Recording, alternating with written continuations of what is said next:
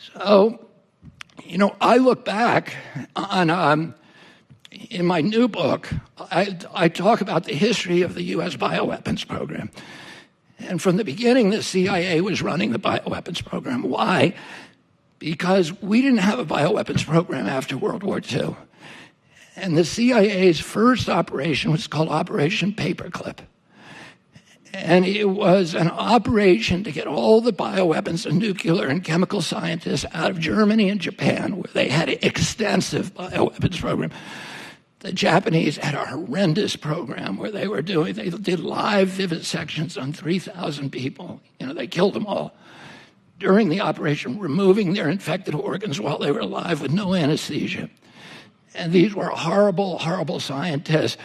The CIA elevated them, brought them over to Fort Detrick, downloaded them, and made them the heads of hospital systems and pharmaceutical companies in Japan, and continued to work with them. And they brought all the German scientists over here. And then they did all these experiments unwittingly on the American public. They sprayed toxins in National Airport. They sprayed them in the Pentagon air conditioning system. They put poison water in NIH. They put light bulbs filled with bacteria that they broke on the grates and contaminated the New York City subway system. Some of those microbes still in the subway today. They did aerial dosing, and from ships of about 60 million Americans. They dosed San Francisco, Los Angeles, New York, Virginia, Norfolk, Virginia. All of the seaside towns were dosed from the air, and a lot of the Midwestern cities were also dosed. They're all unwitting. They did 200 outdoor tests on Americans, unwitting. And they developed bioweapons that by 1969 had a nuclear equivalent. They could kill people at 29 cents per death, according to a CIA study, which they're bragging about. And then in 69, President Nixon shocks the world by going to Fort Detrick and ending the U.S. bioweapons program. He was worried that we were creating bioweapons that could be reproduced for nothing. They were kind of a poor man's nuclear bomb. Anybody could reproduce them and we were publishing how you did it. So they were giving blueprints to foreign nations to create these things that could be used against us. And he said, why are we doing this? We have nuclear bombs. We don't need these things. And we have a monopoly on nuclear bombs. 7 nations have them. We've agreed not to give them to anybody else. Why are we letting these guys get, weapons that are going to be turned against us? So he shut down the whole program. The Pentagon destroyed all of its bioweapons, but the CIA went into Fort Detrick right before the Pentagon went in there and took cultures of all the different weapons and hid them in a warehouse. A lot of it was hid in New York City and Washington, D.C., and they continued. We signed the bioweapons treaty, which Nixon, one of the great accomplishments of Nixon, he got all the nations in the world to sign it. We signed the Geneva Convention finally after delaying it for 50 years. The CIA was breaking the law the entire time. Then, in 2001, in June, the CIA sponsors the first of its pandemic simulations. It simulates a biological attack on Washington, D.C. by Saddam Hussein. This is in June 2001.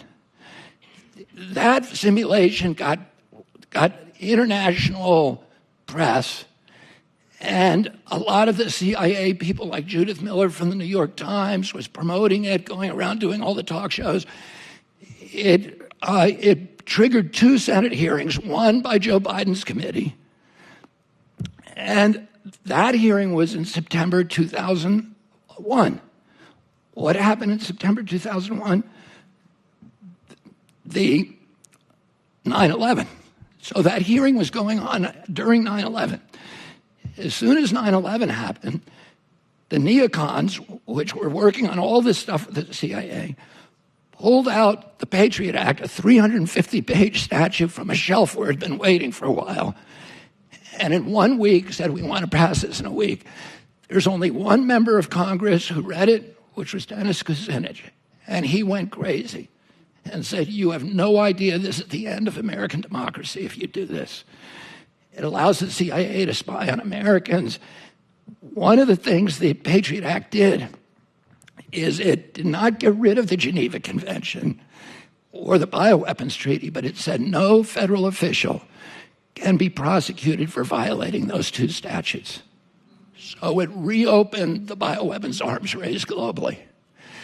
And a week after, when the Patriot Act was being debated and it was being held up by 2 senators, there was an anthrax attack on the U.S. Capitol. It was blamed on Saddam Hussein, and the neocons all said, see, we were right in the pandemic simulation. Saddam Hussein attacked us. And we used that as a justification to go to war against Saddam Hussein. And within 2 days, we passed the Patriot Act. Who got the anthrax? 2 Senate offices. Tom Daschle and Patrick Leahy, the 2 senators who were blocking the Patriot Act. The FBI did a 1-year investigation. They said this anthrax was unique. It was Ames anthrax, and there's only one place in the world it could have come from, Fort Detrick, the CIA lab. So we went to war, we passed the Patriot Act, and immediately started giving $2 billion a year to bioweapons development. The Pentagon didn't want to do it because it was nervous about the legality, because it was a death penalty to violate the Geneva Convention. Oh, you would have been committing a war crime, even if somebody told you it was okay. It wasn't. And so they funneled it through deter and DARPA. They funneled all of that money to NIH, to NIAID, which became the primary spear tip of bioweapons development. So Tony Fauci became the bioweapons czar in 2001. His budget went up by $2.2 billion. He was personally given a 68% raise from the military. That's why he was the highest paid individual in the federal government, because he was getting this 68% bonus every year from the military. But it meant that he could not stop. And the thing the military wanted was gain-of-function studies, where they could take wild viruses and turn them into bioweapons. And bioweapons development always includes vaccine development, because unlike chemical weapons, with bioweapons, there's always blowback. It's called the boomerang effect. If you give your enemy bubonic plague, your guys are going to get it first, too. They're going to get it quickly. So the only way you can deploy a bioweapons is if you have already developed a vaccine.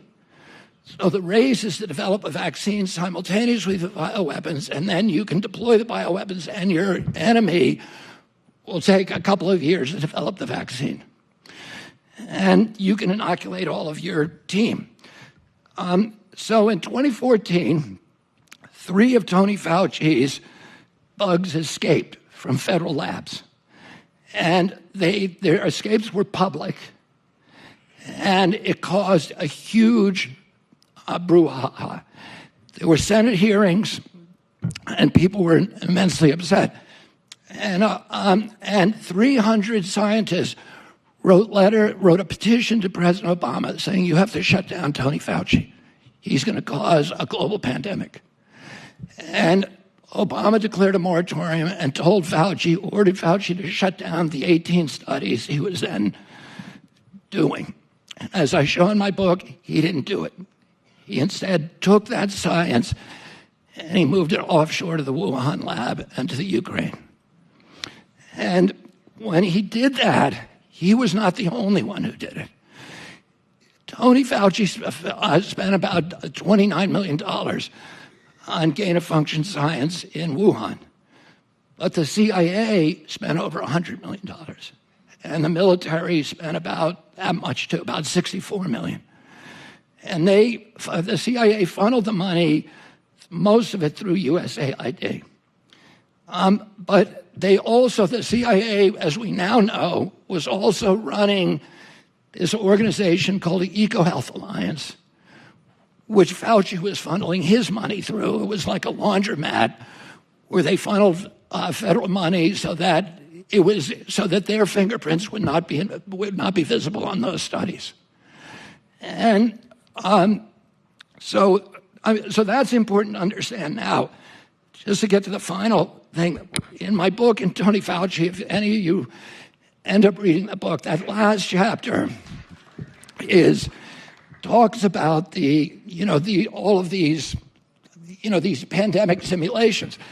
I've been studying the CIA for much of my adult life.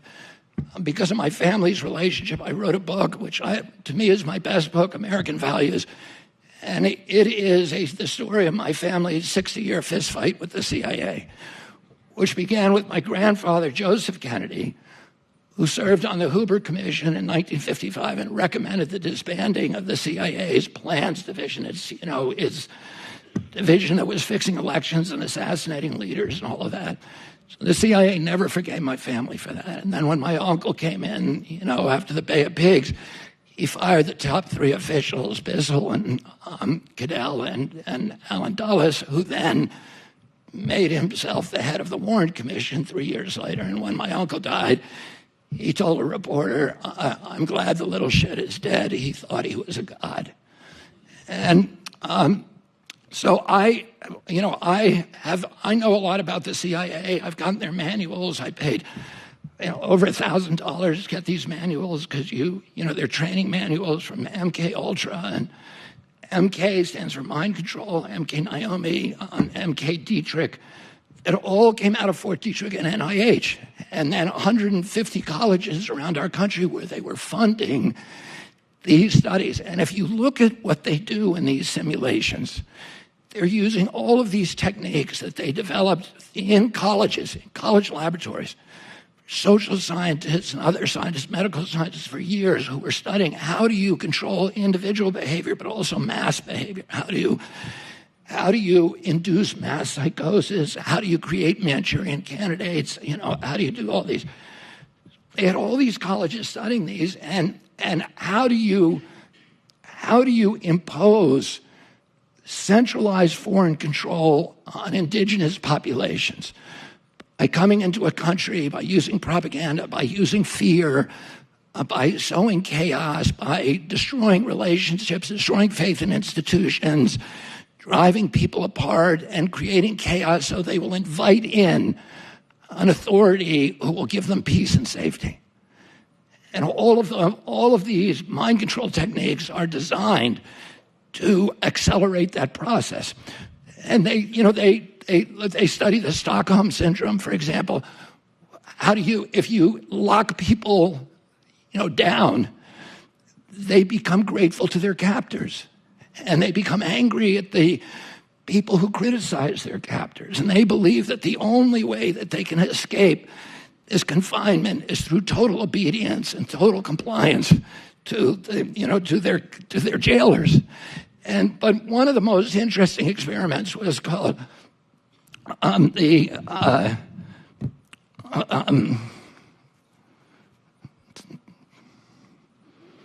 anyway, I'll think of it.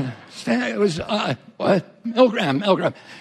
And there was a associate scientist at Yale, a sociologist called Stanley Milgram, who was part of the MK Ultra program.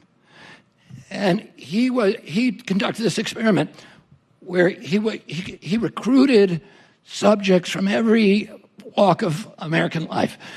There were students, there were professors, there were business people, there were blacks, whites, everybody from the New Haven area.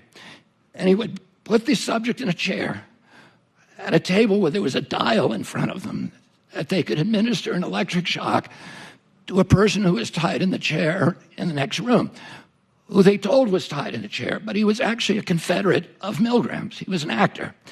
And when they turned this dial up and administered the supposed electric shock, they could hear the man in the other room screaming, shouting, begging, struggling, pleading with them, crying. And most of the people who were participating in this experiment begged to stop. A lot of them were crying and telling the doctor was standing behind them saying, turn it up, turn it down, turn it higher, turn it down, turn it even higher, turn it down.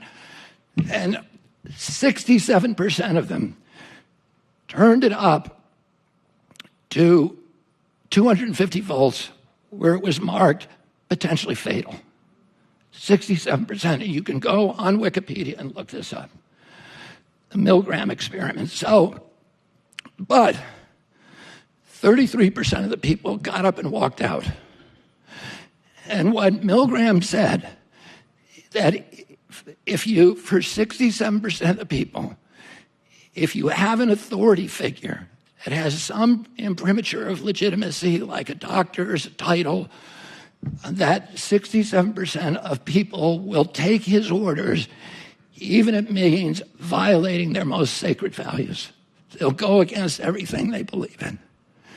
And to me, it occurred to me many times during that 2020 that we were all involved in this huge Milgram experiment, and that Anthony Fauci was, Dr. Milgram, telling us you can violate the Constitution, you can censor speech, you can close churches, you can shut businesses, you can ban jury trials, and you can, tell people what they can and can't do, and you can gaslight them and marginalize them and vilify them, and no cruelty is too great for somebody who disobeys.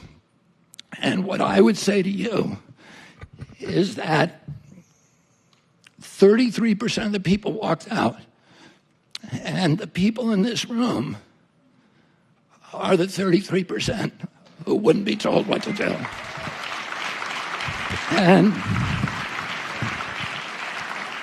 what our job is now is to fight for the 67% till they wake up and till they're able to fight for themselves, to restore the freedoms that all of us believe in.